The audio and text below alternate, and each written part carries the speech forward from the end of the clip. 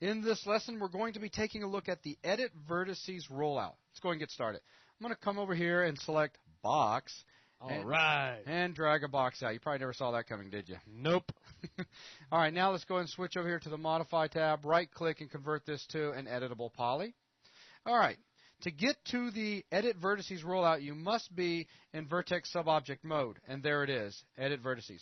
And there's all sorts of powerful tools in here that we can use. But before we start going over them, what I want to do first is switch over into Polygon Selection, or Subobject mode, and select this guy right here. I'm going to come all the way down, and I'm going to tessellate it, just to give myself a little bit of extra detail to work with. Right. So edge, that's good. So I'll go ahead and click OK. And let's flip on over to the bottom. Let's grab this one down here, and I'll just do a repeat last, and that'll work. So let's go ahead and now switch back over into Vertex Subobject mode. You can already see the vertices. Let's hit G to get rid of the grid, and F4 to turn on edged faces. All right. All right.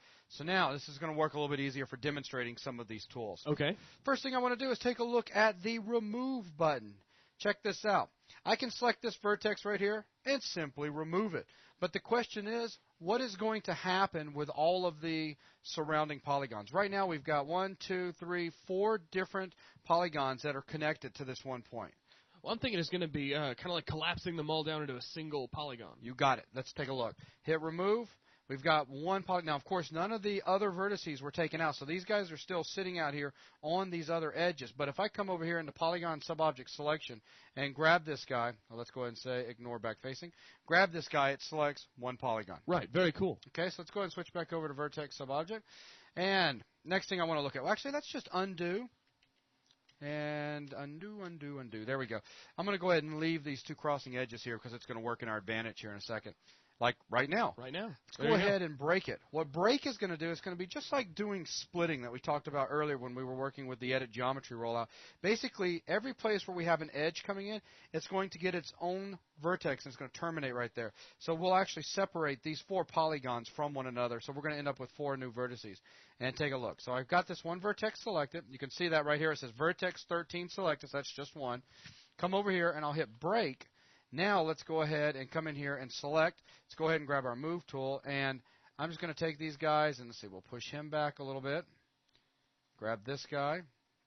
I'll push him back. I'm just going to kind of create a star-like shape because I'm going to use this to help demonstrate some of the other things that we're going to be doing. And we'll grab this guy as well. Let's go ahead and move him back. Very nice. I like that. So we'll come back to this in just a minute because I'm going to use it for welding and some other stuff. I just wanted to show you how breaking up a single vertex is going to split all of those polygons apart like that. Right. All right, so the next thing we're going to take a look at is going to be extrude. When extruding vertices, it's actually very cool. Most people simply extrude polygons. They don't realize that they can extrude other subobject types.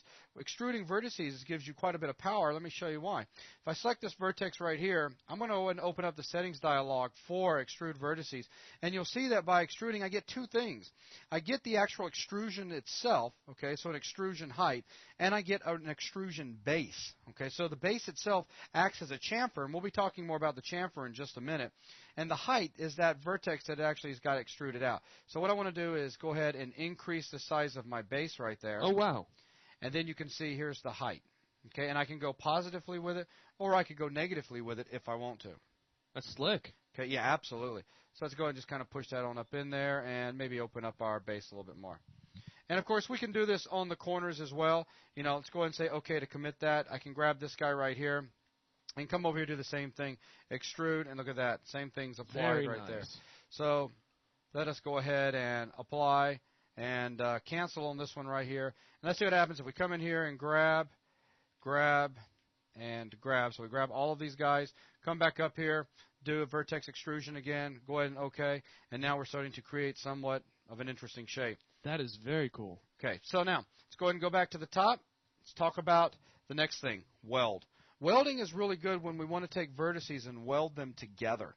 So let's say we want to put all of these guys back together into a single vertex, basically, you know, weld them back together. Right. So I'll just come over here and control select and control select and select. Okay. And here's how it works. I'm going to come over here and open up my settings box for weld vertices, and there's a threshold. We also get some information down here, number of vertices. before there's 37, and after. Well, there's still 37 because right now our threshold is not high enough. So that's not just the vertices you have selected. That's the total number of vertices in the object. That's correct. So as I start to up this, watch what happens. Here it comes. Oh. All right, we just met the threshold between these two, so they snap together. They're within that threshold. Right. As we continue to go up, look at that, snapping more, and finally the whole thing. So Very we've cool. got 37 before, 34 afterward. Well, that's awesome. It actually shows you what, which vertices you lost when they were welded together. Yep. If you think about it, we had 4 vertices selected. We just lost 3. Right. Leaving us with 34 because we still have 1 selected. There you go. All right, so we can go ahead now and let's see, what else do we want to do? We can go ahead and click OK. You see, obviously, we've got 1 vertex left if I do that. So I'll go ahead and click OK to show it. Vertex 18 is selected.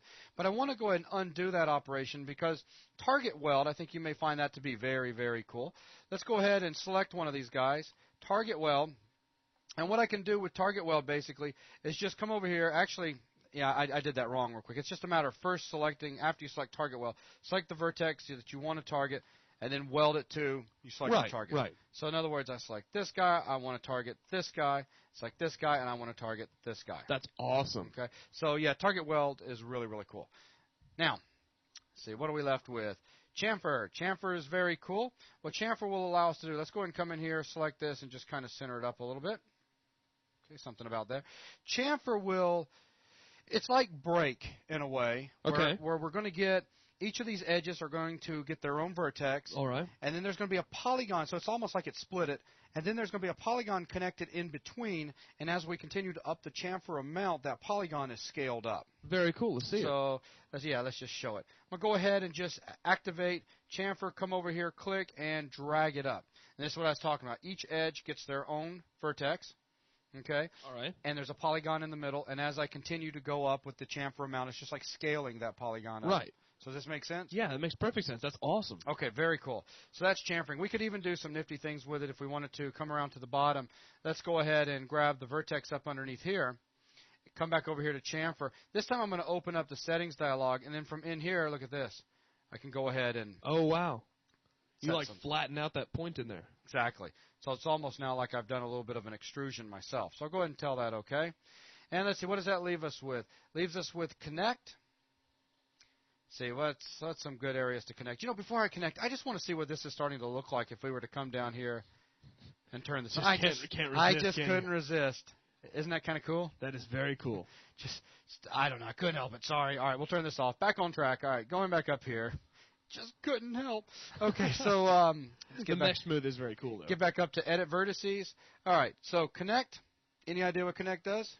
Well, it should good enough. So takes two. Not just Thank you. That's awesome. I appreciate that. Go ahead. We should be creating a new edge in between 2 vertices on a surface. You got it. So I can select 2 vertices, tell it connect, and that's exactly what it just did. Okay, very cool. All right, remove isolated vertices. What this will allow us to do is let's go in here and see if we can create some isolated vertices. Go over here into polygon selection, and let's come in here and select some of these guys and delete that out. And let's delete this guy right here. And now we're going to be left with an isolated vertex right here.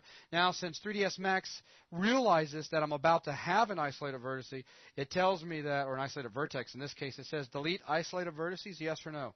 I'm going to tell it no just to help demonstrate my point. Swing around to the other side, delete. We've got another one in there, no. You don't see them at the moment, but let's go ahead and switch back over to vertex mode. Oh, wow. And there are the 2 isolated vertices. 1, 2. They're not involved in any edge at all. They're just floating out. Right. There. So I can clean things up by simply coming down here to remove isolated vertices. Click, and they've been removed. Awesome. Okay. Now, of course, I'm going to come up here, and let's go all the way back to the first undelete, or the delete polygon that we did. Okay, good. And let's see. Remove unused map vertices. This deals when you're working with the Unwrap UVW editor and any modeling operations that kind of leave any vertices hanging out there that are seen inside the Unwrap UVW editor, and this allows you to clean up those isolated vertices. Okay. That's really all I want to say about it at the moment until we get into dealing with texturing a little bit Right, because that really doesn't have anything to do with modeling. Exactly. Okay, finally, last thing I want to show you is going to be weight. This means I now get the privilege of coming back down here again. All right. Turning NURBS back on. Let's go ahead. We'll up the iterations. Actually, that's a little too high. Let's do it about right there. And what weight will allow me to do is I can come in here and select any vertex. So let's go ahead and scroll back up. And by increasing the weight, what it's going to do is it's going to take my smooth result geometry and start pulling it towards that guy. Okay? So I can actually, so it's just weighting it. I'm just giving it a little bit of a strength. I can come over here, grab this guy, do the same thing, start pulling over to him as well. So it's a very cool. That is very powerful. Yeah, absolutely. So come in here, perhaps give a little bit of weight to this one. And you can see, though, I'm having to borrow from other areas of the geometry to accommodate it. So just don't forget that. Let's go ahead and grab this guy, and let's just give him some weight as well. Now you'll notice that the top is not nearly as rounded as it was earlier. Now it's really flat. That's awesome. Very close to being flat. So that's it. That covers everything I wanted to talk about in the Edit Vertices rollout. All right. Thanks a lot, guys.